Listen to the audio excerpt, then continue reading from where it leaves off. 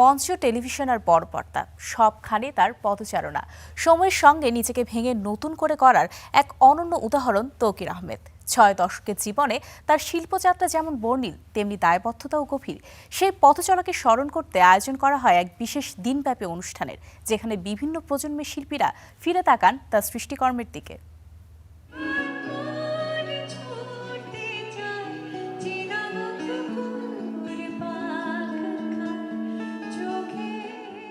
অভিনয়ের শৈল্পিক দুনিয়ায় এক মুগ্ধতার নাম তৌকির আহমেদ। মঞ্চ, টেলিভিশন আর বড় পর্দায় নিবেদিত এই শিল্পী পার করলেন জীবনের ৬ দশক। তার বর্ণাঢ্য শিল্পকর্মকে স্মরণ ও শ্রদ্ধা জানাতে রোববার রাজধানীর শিল্পকলা একাডেমিতে ৬ দশক পেরিয়ে তৌকির আহমেদ শিরোনামে দিনভর আলোচনা, সিনেমা প্রদর্শন ও মঞ্চনাটকের সমন্বয়ে এক বিশেষ অনুষ্ঠানের আয়োজন করে সাংস্কৃতিক সংগঠন শরীদ,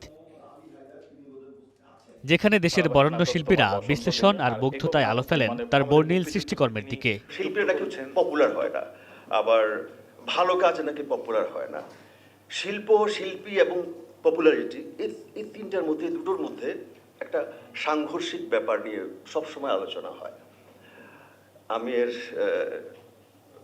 বিরুদ্ধে বলছি, এর বিপক্ষে বলছি এই জন্যে যে তৌকির আহমেদের যে জনপ্রিয় কেউ ছিল লেট 80s, পুরো 90s কিংবা আর্লি 2000-এ, আমি মনে করতে পারি না। তৌকির ভাইয়ের মতো মানুষ যত বেশি আমাদের সেক্টরে থাকবে, আমরা তত সমৃদ্ধ হব এবং মানুষের কাছে আমাদের সম্মানটা অনেক অনেক বেড়ে যাবে। আমরা চাই যে এইভাবে করে যাতে সবাইকে আমরা সম্মান করতে পারি, তাহলে আমাদের এই জায়গাটা আরো সুন্দর এবং সম্ভাবনাময়ের দিকে যাবে। আমাদের সংস্কৃতি এবং শিল্পীর দায় যে সেমিনারটি, এই সেমিনারের সফলতা কামনা করছি। ৪ দশকের অভিনয় জীবনে কেবল রোমান্টিক চরিত্রে নিজেকে আবদ্ধ না রেখে ভেঙেছেন নানাভাবে। এর পাশাপাশি নির্মাণের মধ্য দিয়ে সমৃদ্ধ করেছেন বাংলা চলচ্চিত্রের ভান্ডার। চলচ্চিত্র হিসেবে আমি তাকে মনে করি পৃথিবীর দুটি শ্রেষ্ঠ বাংলা চলচ্চিত্র সে নির্মাণ করে ফেলেছে। তার মধ্যে একটা হচ্ছে হালদা, আর হচ্ছে অজ্ঞাতনামা। আমি যখন তৌকিরের পরিচালনায় কাজ করি, আমাকে অনেকে জিজ্ঞেস করে জামাই যখন ডিরেকশন দেয় আপনার কেমন লাগে। মানে জামাই যখন ডিরেকশন দেয় তো জামাই থাকে না, সে ডিরেক্টর। আর আমি একটা শিল্পী, যা আমি নিজেকে বলি যে অত্যন্ত সুশীল একজন শিল্পী। সুশীল কিভাবে সুশীল? ডিরেক্টর যা বলে আমি তাই করি। ৬০ বছর পেরিয়ে তার উপলব্ধি, জীবন মানে এক নিরন্তর খেলা। তাই তো শিল্পের নানা সংকট ও সম্ভাবনার কথা তুলে ধরতে গিয়ে বলেন, সময় এসেছে বুদ্ধিবৃত্তিক যুদ্ধের সূচনা করার। শুধু লেখায় না, শিল্পের যে কোনো মাধ্যমে আবর্জনার কোনো স্থান নেই।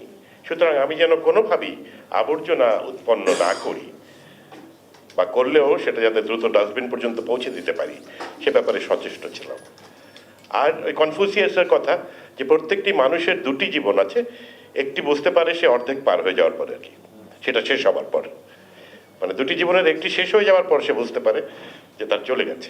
আলোচনার এক পর্যায়ে তিনি জানান, চলতি বছরেই নতুন সিনেমা নির্মাণের ইচ্ছা এবং অভিনেতা আবুল হায়াতকে নিয়ে একটি পূর্ণাঙ্গ চরিত্র নির্মাণের স্বপ্নের কথা। Mamunur Rashid panel, star entertainment.